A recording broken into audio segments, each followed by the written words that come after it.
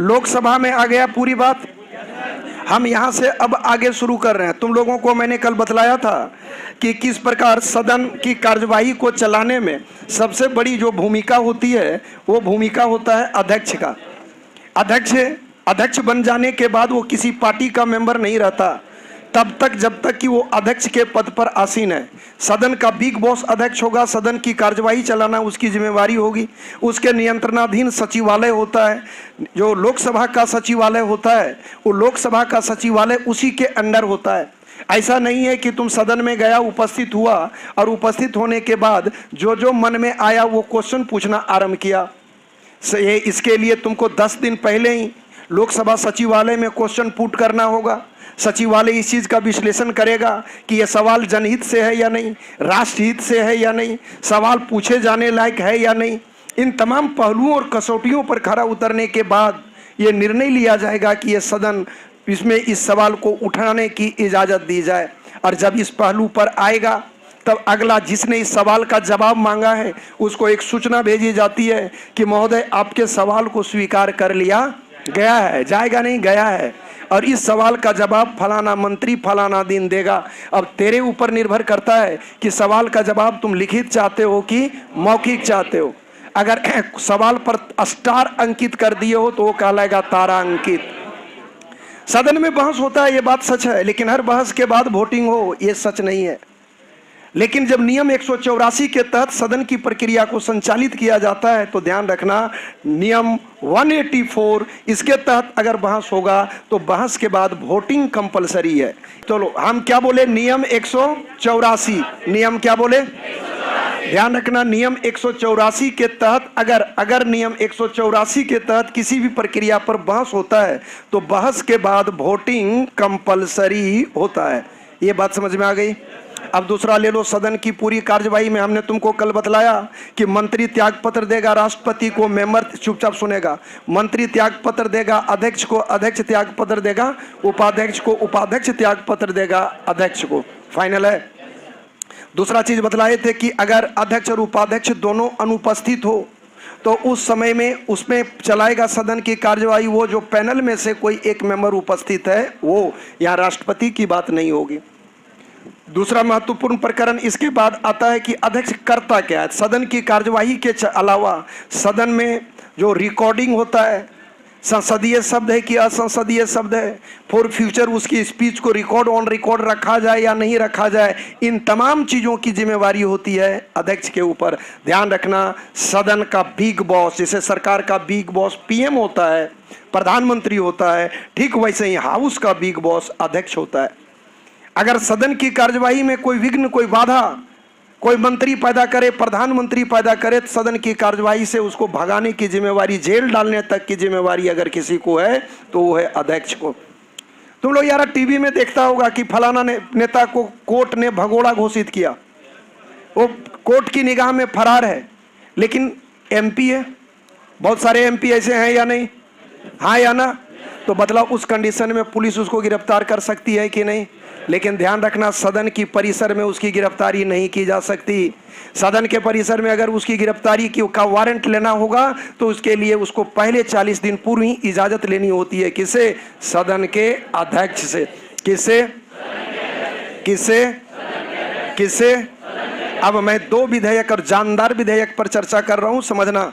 हम तुम लोगों को बतलाए थे कि सदन में किसी भी सदन से साधारण विधेयक आ सकता है। 2 तरह की बातें आती है कि धन विधेयक, वित्त विधेयक, विनियोग विधेयक, लेखानुदान, ये सब वो विधेयक है जिसको राष्ट्रपति किसी भी कीमत पर लौटा नहीं सकता।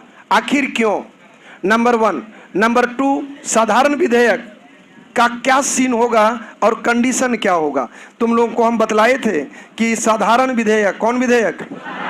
देखो, विधेयक 2 टाइप का होगा, एक पैसा से रिलेटेड होगा जो मनी बिल में आएगा, और धन विधेयक में 4 लो आ जाता है। धन विधेयक, वित्त विधेयक, विनियोग विधेयक, लेखानुदान।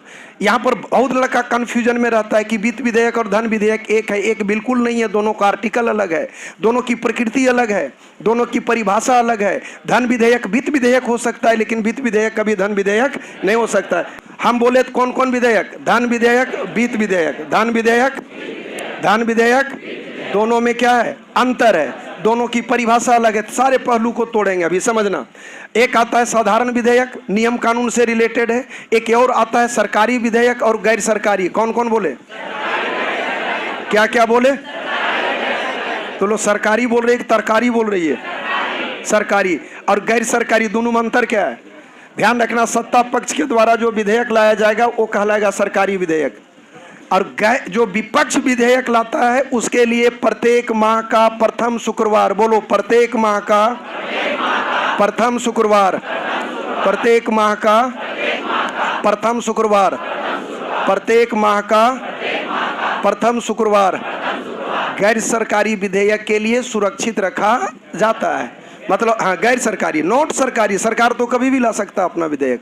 तो गैर सरकारी विधेयक आएगा क्या? प्रत्येक माह के प्रथम शुक्रवार को, प्रत्येक माह के प्रथम शुक्रवार को, प्रत्येक माह के प्रथम शुक्रवार को, प्रत्येक माह के। फिर आया हाँ या ना? अभी हम फिर एक बार बोल रहे हैं, साधारण विधेयक कहाँ से चलेगा? कहीं से। साधारण विधेयक कहाँ से? तुम बोल नहीं रही है, चश्मा का पावर बढ़ जाएगा। साधारण विधेयक कहाँ से चलेगा? लोकसभा से कि राज्यसभा से? कहीं से, समझना। अगर राज्यसभा से चला तो कहाँ आएगा? लोकसभा से चला तो कहाँ आएगा? दोनों से पारित होगा तब कहाँ जाएगा? किसके पास? अब समझना, राष्ट्रपति के पास विधेयक गया तो सही, लेकिन ध्यान ये रखना, राष्ट्रपति उस पर साइन कब करेगा? इस संबंध में संविधान मौन है, यहाँ टाइम बॉन्ड नहीं है। क्या बोले हम? यहाँ राष्ट्रपति की अनुमति कब मिलेगा, इस संबंध में इंडियन कॉन्स्टिट्यूशन कुछ भी कहता नहीं है। हाँ, मटिया देगा तो जेबी वीटो कहलाता है। क्या कहलाएगा? जेबी वीटो बाद का इशू है। अभी तत्कालिक रूप से एक आ गई बात ये कि अब अगर राष्ट्रपति उस विधेयक को पुनर्विचार के लिए भेज दे मंत्रिमंडल के पास, किसके पास? किसके पास? किसके पास? किसके पास? जैसे कोई विधेयक से मान लो कि राष्ट्रपति सहमत ना हो, मान लो कि राष्ट्रपति सहमत तो कहेगा, भेज सकता है। ये पावर दिया गया कि आप एक बार विश्लेषण कर लें, एक बार आप इसको देख लें, क्या इसमें कोई संशोधन की कोई गुंजाइश है। तो अगर लगे कि संशोधन का कोई गुंजाइश या मंत्रिमंडल की मर्जी, अगर कोई हेर फेर का कोई सीन ना देखे और उसी रूप में अगर मंत्रिमंडल रिटर्न बैक कर दे किसके पास? राष्ट्रपति के पास, तो उसमें हस्ताक्षर करने के लिए बाध्य है। क्या है? बाध्य है। हस्ताक्षर के लिए, हस्ताक्षर के लिए, हस्ताक्षर के लिए कौन?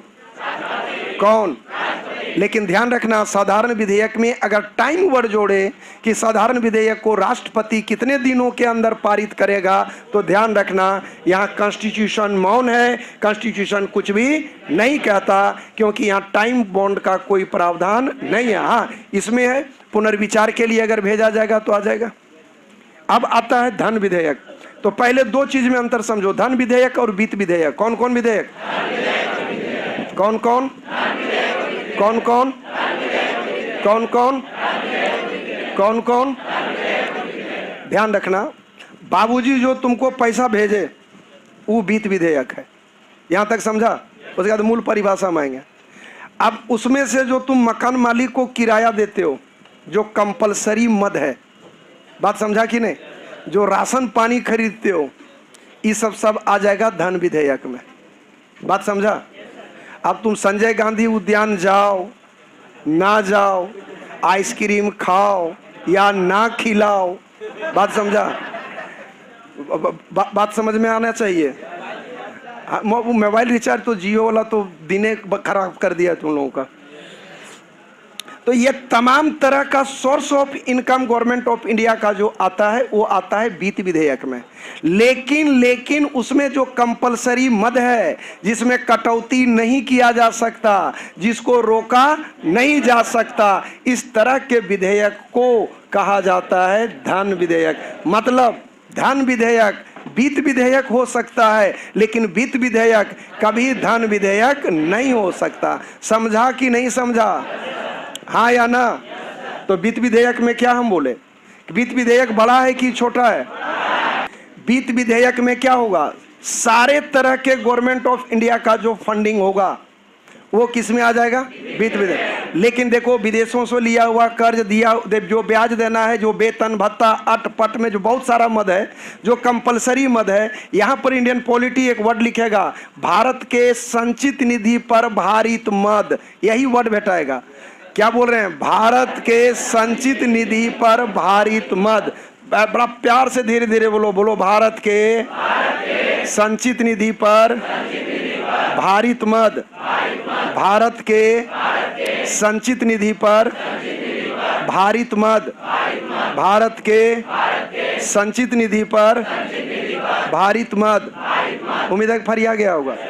इस जहाँ ये वर्ड होगा, इसका मतलब समझ जाना कि इसमें कोई कटौती नहीं किया जा सकता, इसमें कोई कटौती, इसमें वृद्धि हो सकता है, कमी, वृद्धि हो सकता है, कमी, फरियाया। तो इस तरह का तमाम आ जाएगा किसके अंतर्गत, धन विधेयक में। हाँ या ना? धन विधेयक में, धन विधेयक में। लेकिन जितना सोर्स ऑफ इनकम है, पुल बनाओ, सड़क बनाओ, नहीं बनाओ, इस तरह का भी फंडिंग होगा ना, तो वो सब आ जाएगा किसमें। लेकिन जो कर्जा लिए वो दोगे कि नहीं? कॉन्स्टिट्यूशनल पदों के ऊपर जो लोग आसीन है, जिसके वेतन भत्ते में कटौती नहीं की जा सकती, क्या उसको रोक लोगे? तो इस तरह का टोटल मद आ जाएगा किसके अंतर्गत, धन विधेयक। उम्मीद है समझ में आ गया होगा। तो अब आगे पढ़ा जाए। धन विधेयक, वित्त विधेयक में कोई लफड़ा नहीं है। एक अनुच्छेद आ जाएगा 109 और एक आ जाएगा 110। अब समझना, अब जब पढ़ा जाए फिर हम अपने माहौल हल्का कर लेंगे। अब आता है विनियोग विधेयक और एक आता है लेखानुदान। मूड़ी ऊपर रखेगी। एक हम बोले विनियोग विधेयक, एक बोले, एक हम पहले बोले क्या है, विनियोग। फिर से कहो, जोर से कहो, प्यार से कहो, दिल से कहो, मने मन कहो। अबे मने मन में मुंह से आवाज निकलेगा। कौन विधेयक बोले, विनियोग। ये है ही क्या? देखो, लोकसभा में तुम लोग देखा होगा कि बजट पास होता है, हाँ या ना? तो बजट में ये लिखा रहता है कि कितना रकम किस चीज में जाएगा। बात समझ में आया? तो यारा, जितना रकम जिस चीज के लिए है उसी चीज में जाना है। ये नहीं कि नाली बनाने का पैसा है तो तू नाला बना दिया, बोल पैसा उतने में हो जा रहा था तो बोल ढाल दिया, नहीं कर सकते हो। बात समझोगे? लेकिन बजट जब बनता है तो वो केवल प्रावधान देता है, वो केवल और केवल प्रोविजन देता है कि हाँ मैंने इस मद पर इतना रकम रखा है। फरियाया, हाँ या ना? लेकिन पैसा दिया है क्या? पैसा दिया है क्या? केवल कह दिया कि तुमको इतना रकम मिलेगा, मिला है ही नहीं है। प्रोविजन है, प्रावधान है, हाँ या ना? नहीं बोला रे। पैसा मिलेगा कि प्रावधान है कि मिला है का प्रावधान है? ये समझ में आ गया? तुम खुश हो सकते हो कि अच्छे दिन आएंगे, लेकिन आए इसके लिए जब तुमको मान लो कि तुम देख रहे हो गृह मंत्रालय लिए हो का मंत्री हो या फिर तुम्हारा रेल मंत्री हो, तुमको कहा कि रेल मंत्रालय को इतना लाख करोड़ या इतना 1000 करोड़ दिया जाएगा। अब तुम जिस समय पैसा निकालना चाहोगे तो सदन को भी जानकारी होनी चाहिए कि नहीं? तो बतलाओ, इसके लिए सदन को सूचना देनी होती है, और जब ये विधेयक विनियोग पारित होगा तभी आप अपना रकम निकाल सकते हो। ये समझ में आया कि नहीं? अर्थात विनियोग विधेयक ताले की चाबी है। तुमको बजट ने प्रावधान दिया कि हम तुमको इतना 1000 करोड़ दिया, प्रावधान किया, लेकिन दिया नहीं। तुम निकालोगे कब? जब विनियोग विधेयक पारित होगा तब। इक्के के नहीं समझा? तुम लोग सब समझ गए हो? चलो, एक भेटाया सुरमा भोपाली, खड़ा हो जाओ, लजाओ मत। जैसे तुमको बाबूजी बोले कि दशहरा में तुमको फुल शर्ट और हाफ पैंट देंगे, यहां तक समझ में आ गया? वो पैसा दिए कि प्रावधान दिए? अब तुमको इतना का बजट पारित है कि दशहरा में फुल शर्ट हाफ पैंट मिलेगा, फाइनल है। अब तुमको चाहिए पैसा, अब तुम कहोगे कि जनवरी में बोले थे कि दशहरा में फुल शर्ट और हाफ पैंट का पैसा दिया जाएगा, तो पैसा दीजिए। तो पैसा दीजिए के लिए तुमको लाना होगा विनियोग विधेयक। परियाया ओके हो? अब उम्मीद है कि सबको बुझा गया होगा, कोई धकधकी नहीं ना है। तो इसी कारण इसमें एक वर्ड यूज करता है पॉलिटी, वो वर्ड है ये कि निम्न में किस विधेयक को ताले की चाबी कहा जाता है? तो ताले की चाबी किसको कहे? किसको? क्या बोले? ताले की फाइनल है। धन विधेयक जान रहा है तुम लोग, विनियोग भी जान रहा है, वित्त भी जान रहा है। अच्छा, इस दोनों में ज्यादा बड़ा कौन है, धन की वित्त? आए? और पावरफुल कौन है? अब आता है एक लेखानुदान। क्या बोले? यार बजट जो बनता है तो लोग देखता होगा, बहुत सारा ठेका ऐसा होता है जिसमें ये होता है कि इस रोड के लिए 10 लाख रुपया दिया, समझना। तो यार 10 लाख में बन गया तो अति उत्तम, घट गया तो। और बजट बनता है 1 साल का, पढ़ते चलो हम अपने माहौल हल्का रखते हैं, खाली लय में होना चाहिए। बजट जो बनता है 1 साल के लिए बनता है, और वो जो काम भी होता है वो 1 साल के अंदर होना चाहिए। बच गया तो ठीक है, पैसा नियम है कि आप रिटर्न दे दीजिए, लेकिन अगर पैसा घट गया तो पता चला कि 75% हो गया, 3 पौवा काम हो गया, 1 पौवा काम बाकी रह गया। अगर पैसा नहीं है तो काम उस साल नहीं होगा, लेकिन अकॉर्डिंग टू रूल उसी साल काम होना है, तो काम होगा कैसे? तो अगर पैसा घट गया है किसी मद में, तो तुम लेखानुदान के माध्यम से, किसके माध्यम से? किसके माध्यम से? किसके माध्यम से? लेखानुदान के माध्यम से गवर्नमेंट ऑफ इंडिया के ट्रेजरी से तुम पैसे की निकासी कर सकते हो। यहाँ एक वर्ड लिखेगा कि अग्रिम धन की निकासी किस विधेयक से किया जा सकता है? तो किससे? अग्रिम धन की निकासी, अग्रिम धन की निकासी, अग्रिम धन की निकासी, अग्रिम धन की निकासी। एकदम तुम लोग सही पकड़ रहे हो? आ गया समझ में? नेचर देखना, वित्त विधेयक बड़ा कि छोटा? कंपलसरी कौन है? ताले की चाबी कौन है? ताले की चाबी कौन? ताले की चाबी कौन है? एडवांस धन किससे? अग्रिम धन किससे? अग्रिम धन किससे? अग्रिम धन किससे? देखो, इस सदन का अध्यक्ष धन विधेयक, वित्त विधेयक, विनियोग विधेयक, लेखानुदान, मनी बिल को परिभाषित करेगा सदन का अध्यक्ष। अर्थात धन विधेयक हमेशा आएगा लोकसभा में। किस हाउस में? किस हाउस में? फाइनल है। साधारण विधेयक कहीं से भी शुरू होगा। साधारण विधेयक, साधारण विधेयक, साधारण विधेयक, बट मनी बिल, धन विधेयक कहां से? कहां से? कहां से? परिभाषित करेगा लोकसभा अध्यक्ष। कौन परिभाषित करेगा? विद्या का समझे, सच बोलना। परिभाषित कौन करेगा? कौन करेगा? और जब परिभाषित कर दिया कि ये मनी बिल है, तो ये लोकसभा से आएगा राज्यसभा को। कहां से कहां को? कहां से कहां को? कहां से कहां को? फाइनल है। राज्यसभा उसको मैक्सिमम 14 दिन रख सकता है। कितना दिन? कितना दिन? कितना दिन? कौन? कौन? कितना दिन? कितना दिन? कितना दिन? कितना दिन? कौन? कौन? कौन? कितना दिन? कौन? कितना दिन? उम्मीद है कि समझ में आ गया होगा। 14 दिन के एक एक करके तोड़े हम पढ़ाते हैं, एक पॉइंट नहीं छोड़ते हैं। 14 दिन के बाद क्या होगा? वो पारित किया, पास किया तो ठीक, नहीं किया तो ठीक, ऑटोमेटिक पारित समझा जाएगा। उम्मीद है कि बुझा गया होगा। पारित करेगा कि ऑटोमेटिक? तो साला राज्यसभा भेजा का ले रे भाई।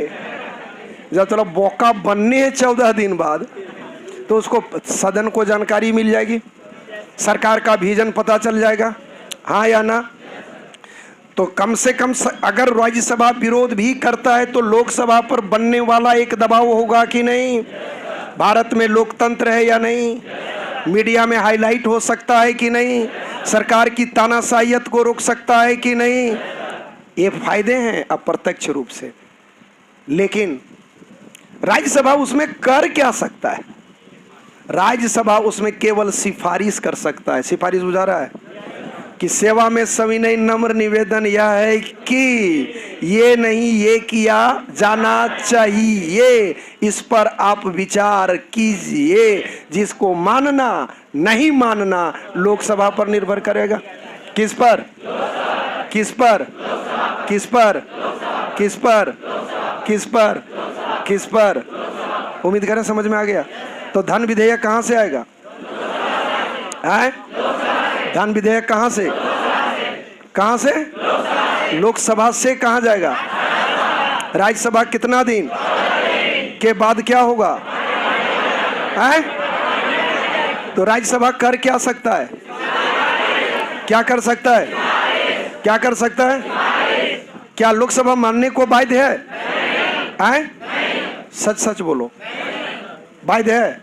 हम थोड़ी देर में प्रूफ करेंगे कि राज्यसभा एकदम परम बेकार का सदन है। ये सब एकदम अल्टर पढ़ा रहे हैं। अरे अजीबो गरीब चीज होगा, जबकि अभी हम बतलाएं प्रधानमंत्री मंत्री सब हो सकता है। अभी प्रूफ कर देंगे। अरे वो भी कॉन्स्टिट्यूशनल लॉ के तहत, ही नहीं कि हम अपने से बात बना के यहाँ तक फरिया गया। साधारण विधेयक कहाँ से चलेगा? कहीं से, मतलब राष्ट्रपति से भी, राज्यसभा या कहीं से भी। अरे अगर कोई पास नहीं किया तो कानून बनेगा कि नहीं बनेगा? बन जाएगा किसी जगह। जब एक एक पारित को रोक दिया, दोनों पारित होगा तब।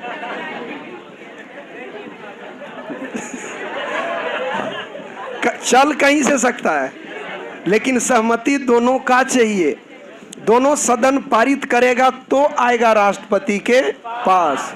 ये साधारण विधेयक में है। राष्ट्रपति एक बार पुनर्विचार के लिए लौटा सकता है। क्या कर सकता है? क्या सकता है? लेकिन लौटाने के बाद फिर अगर भेजेगा तो राष्ट्रपति बाध्य है, हाँ या ना? लेकिन मनी बिल कहां से चलेगा? परिभाषित कौन करेगा? लोकसभा अध्यक्ष। फिर कहां जाएगा? कितना दिन रोकेगा? के बाद क्या होगा? ऑटोमेटिक पारित, मैंने सोटा गया। फिर राज्यसभा सिफारिश कर सकता है, जिसको मानना नहीं मानना लोकसभा पर है। फाइनल है? अच्छा, वित्त विधेयक, धन विधेयक जान रहा है? पक्का? विनियोग जान रहा है? तो लेखानुदान को क्या वर्ड दिए थे हम? हाँ, अग्रिम धन निकासी। एडवांस में पैसा निकालेगा लेखानुदान से, और बजट में जो प्रावधान दिया है वो पैसा निकालेगा विनियोग विधेयक से। तो विनियोग विधेयक को ताले की चाबी बोले। अच्छा, अब एकदम सही सही बोलना, क्या इन तमाम बातों को लिखवाया जाए कि ऐसे ही पढ़ाया जाए? तो अब देखो ना, वैसे नहीं खींचो। लोकसभा राज्यसभा फरिया गया। धन विधेयक, वित्त विधेयक, विनियोग विधेयक बुझा गया। साधारण विधेयक कहीं से? दोनों सदन पारित करेगा तब जाएगा राष्ट्रपति। राष्ट्रपति साइन कर देगा तो कानून। डेट लगा डाला हुआ है तो अधिनियमित लागू हो जाएगा। अधिनियमित हो जाएगा मतलब फाइनल है। अब नेक्स्ट टॉपिक देखना, हम समझा रहे हैं। सो हम तुम लोगों को साधारण विधेयक में अभी हम बोले थे कि इसकी शुरुआत कहीं से भी होगी। एक सदन पारित करे, दूसरा सदन रोक दे। क्या बोले हम? फिर बोलो, फिर बोलो। तो कानून नहीं बनेगा? बनेगा? झूठ मत बोलो, यही लोग पूछ ले रहे हैं। कानून बनेगा? दोनों सदन पारित करेगा कि एक सदन? और एक सदन पारित करे दूसरा रोक दे तो क्या हो जाएगा? पक्का? चल ठीक। अब समझेगा। हम पुनः ध्यान आ गया इधर। हम बोले हैं कि एक सदन पारित करे दूसरा सदन रोक दे तो कानून, चाहे वो सदन राज्यसभा और लोकसभा कोई भी क्यों ना हो। लेकिन सरकार को लगे कि ये कानून बनना चाहिए, दृढ़ संकल्प है कि नहीं ये होगा, और तो क्या कर सकता है? अभी शांत रहेगा। अध्यादेश दूसरा इशू है, अध्यादेश 6 महीने के बाद खत्म हो जाएगा। एक सदन पारित करे और दूसरा सदन 6 माह रोक दे। के माह? एक डिजाइन ये भी हो सकता है। दूसरा डिजाइन, एक सदन पारित करे दूसरा सदन उसको बदल दे कि इसमें हम इस बिंदु से सहमत। तो यारा जैसे लोकसभा पारित किया, राज्यसभा बदल दे कि ये पॉइंट हमको पसंद, तो तुम बदलोगे तो फिर यहाँ आएगा कि तुम भी सहमत हो कि नहीं इस बदलाव से। जो हम बोल रहे हैं बुझा रहा है ना? हाँ नहीं बोल लो, क्योंकि भयानक वैकेंसी है, अभी नहीं पास करेगा तो शादी मापत है, इसलिए बिना समझे हाँ नहीं बोलेगा। एक तो सीधा सीधी बोले 6 महीना रोक दे, दूसरा बोले एक सदन पारित करे दूसरा सदन उसको बदल दे, और उस बदले हुए से पहला सदन सहमत ना हो। सीन समझ में आया? एक सदन पारित करे दूसरा सदन रोक दे, एक हो गया 6 महीना तक। दूसरा हुआ एक सदन पारित करे दूसरा सदन बदल दे, रोक दे नहीं, बदल दे। रोक नहीं रहा है, हम भेजे, तू कहा कि नहीं सर ये सब बिंदु हमको पसंद नहीं है, तो फिर लौट के मेरे पास आएगा, हाँ या ना? और उस बदलाव से हम सहमत ना हो तो फिर कानून नहीं बनेगा। ई समझ में आया? एक सदन पारित करे दूसरा सदन रोक दे, एक सदन पारित करे दूसरा सदन बदल दे, और उस बदलाव से पहला सदन सहमत 6 महीना रोक दे। तो मान लिया जाएगा कि राज्यसभा और लोकसभा ये दोनों में विवाद उत्पन्न हो गया, मतलब दोनों टकरा गया। फिर आया, दोनों क्या हो गया? दोनों क्या हो गया? दोनों क्या हो गया? टेंशन यहां से शुरू कि अब क्या होगा? नहीं बोला रे। 3 समझ जाएगा। बोले कि एक सदन पारित करे दूसरा सदन 6 महीना रोक दे। दूसरा कंडीशन बोले कि एक सदन पारित करे दूसरा सदन मानने से ही इनकार कर दे सीधा कि हम नहीं पारित करेंगे। तीसरा है कि ऐसा बदले कि पहला सदन नहीं माने। 3 काउज बोले ना भाई, हम पारित किए तुम रोक दिया, मटिया दिया के महीना। तीसरा चीज हम क्या बोले कि हम पारित किए तुम बदल दिया, लेकिन तेरे बदलाव से हम सहमत। फिर आया 3 कंडीशन आया। नंबर 1 की 6 महीना रोक दे। नंबर पे एकदम साहित्यिक भाषा उसी का बोल रहे हैं कि प्रथम परिस्थिति जब सदन उस विधेयक को 6 माह के लिए रोक दे। दूसरी परिस्थिति जब सदन मानने से ही इनकार कर दे। तीसरी परिस्थिति कि वो उस विधेयक के मूल स्वरूप को बदल के अपनी बातों को रख दे जिससे पहला सदन सहमत। लगता है समझ गया है, तुम लोग भी समझ गई? हाँ नहीं बोल लो। हम 3 कंडीशन बोले, आ गया कि एक सदन पारित करे दूसरा सदन रोक दे, एक सदन पारित करे दूसरा सदन नहीं रोक दे। के बार रोक देगा बे? हाँ, अब इस पूरे प्रकरण को एक लैंग्वेज में बांध दो, वर्ड है माने न माने 6 महीना मटिया दे। क्या बोले हम? जोर से बोलो, फिर से कहो। अब तू लोग शांत रहो, तू लोग बोलो। क्या बोले हम? जोर से बोलो, और जोर से बोलो। ऐसे मुंह ढक के मत बोलो, जोर से बोलो। पढ़ रही है, मजाक है। जोर से बोलो। माने न माने 6 महीना बदलाव, ये तीनों पॉइंट आ गया ना इसमें। आए तब संयुक्त अधिवेशन बुलाया जाता है। कौन अधिवेशन? कौन अधिवेशन? कौन अधिवेशन? और ये संयुक्त अधिवेशन बुलाता है राष्ट्रपति, और जिसकी अध्यक्षता करता है लोकसभा अध्यक्ष। बुलाता कौन है? अध्यक्षता करता कौन है? बुलाता कौन है? अध्यक्षता करता कौन है? पर आया जबरदस्त सेट में ये सब हटाएगा। बुलाता कौन है? अच्छा, माने न माने 6 महीना बुझा गया है। धन विधेयक जान रहा है, वित्त विधेयक जान रहा है, विनियोग जान रहा है, लेखानुदान जान रहा है? सदन का बिग बॉस अध्यक्ष ये भी जान रहा है? पुनर्विचार के लिए एक बार भेज सकता है, के बाद राष्ट्रपति बाध्य होगा। धन विधेयक हमेशा अध्यक्ष के लोकसभा से चलेगा, अध्यक्ष परिभाषित करेगा, 14 दिन रोकेगा, के बाद अपने सिफारिश कर लेगा। अब बतलाओ, मनी बिल में राज्यसभा कोई पावर है? पैसवा वाला में कोई पावर है? किसको कुछ है? अब जो समझा रहे हैं समझना, वो विस्फोटक वो अक्सर हाँ इसमें पूछता था। देखो, साधारण विधेयक राज्यसभा में तुम जानते हो 250 मेंबर है, ओरिजिनल स्टेटस 245 है ना?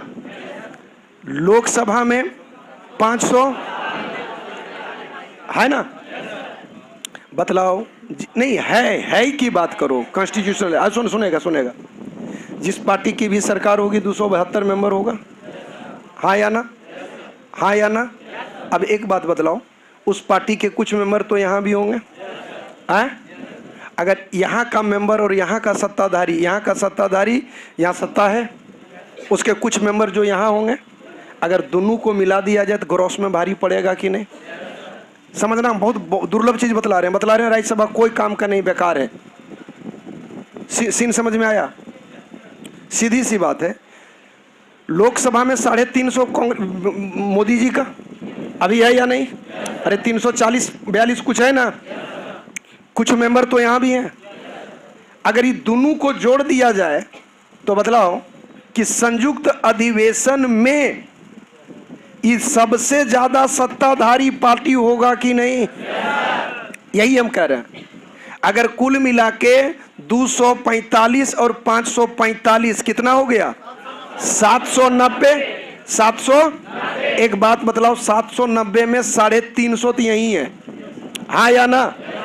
और यहां भी तो कुछ होगा, अगर इसमें 50-60 मेंबर भी हुआ तो लीड कर रहा है कि नहीं? आधा से अधिक है या नहीं? तो मतलब इस कंडीशन में सरकार अगर दृढ़ संकल्पी हो, दृढ़ इच्छा शक्ति हो, उस विधेयक को लाने की तमन्ना हो, पारित तो संयुक्त अधिवेशन के माध्यम से अपने विधेयक को पारित जनरली करा सकता है कि नहीं? हाँ या ना? तो धन विधेयक में तो यूं भी गोल हो। अरे धन विधेयक में तो कोई पावर है ही नहीं। पावर है नहीं ना है? और साधारण विधेयक में भी संयुक्त अधिवेशन के माध्यम से, किसके माध्यम से? किसके माध्यम से? किसके माध्यम से? संयुक्त अधिवेशन के माध्यम से उक्त विधेयक को पारित किया जा सकता है कि नहीं? हाँ या ना? तो बदलाव इस कंडीशन में कह सकते नहीं हो कि राज्यसभा एक बेकार का सदन है, इसके होने ना होने से कोई फर्क। ये एकदम कॉन्स्टिट्यूशनल समझा कि नहीं? हाँ या ना? अब रिकॉर्डिंग पर कुछ बोल दें क्या? चलिए, ये मैं टाइगर सर उर्फ राजेश सर पटना से, टाइगर्स कंपटीशन पॉइंट पटना से। मैंने कल भी कहा था कि वीडियो डालूंगा तो मैं डाल रहा हूं, लेकिन पूरी कड़ी धीरे धीरे क्रमशः आएगा। आपको लाइक करना हो तो लाइक करें, डिसलाइक करना हो तो डिसलाइक करें, लेकिन कुछ करें जरूर। बुराई से हमें डर लगता है, अच्छाई से हमें मोहब्बत है। सच बचाऊं तो आप सबों से हमें मोहब्बत है। जय हिंद, जय भारत।